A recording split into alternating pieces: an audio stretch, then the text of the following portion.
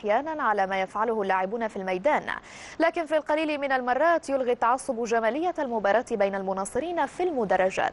جانب مما فعله المناصرون في المدرجات خلال دربي الدار البيضاء بالمغرب ودربي العاصمة بالجزائر في سياق التقرير التالي. هم فاكهة المباريات الكبرى، مشجعون محترفون كلاعبيهم. يختلف الأداء أو الرسم عندهم حسب تصور كل مجموعة أو ألتراس. عندهم السيناريو غامض، تظهر معالمه حتى قبل الصافرة. جمالية الحدث قد تلغيها أو تسيء لمذاقها إذا أضيف لها التعصب كلغة تخاطب، حينها يسقط كل ما بني ولو كان ثلاثي الأبعاد أو أحادي المعنى بسبب الاحتقان بين المناصرين الذي تؤججه اللافتات المسيئة. وما يغطي على ذلك في أي دربي هو جعل المدرجات ملعبا استثنائيا أو الهزيمة.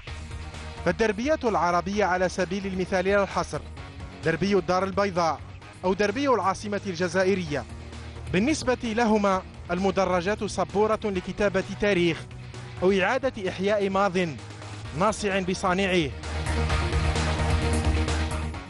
هنا فيلم كازابلانكا الشهير حاضر بينهم، إنها العودة إلى التاريخ بل إظهار شهرة المدينة، هي الرغبة المشتركة التي تلغي النتيجة بما حملت.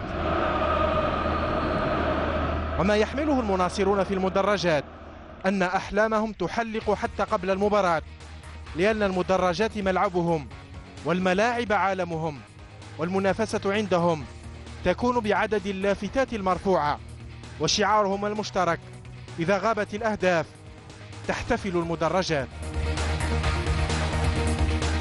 فبالنسبة لهم المدرجات تغطي مرات على هزالة المباراة وبرودتها، وقد تصبح المدرجات أيضا عزاء للجماهير من نتيجة سلبية أو مباراة مملة.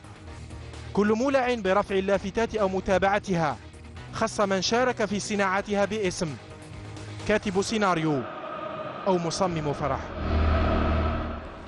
نبقى في القارة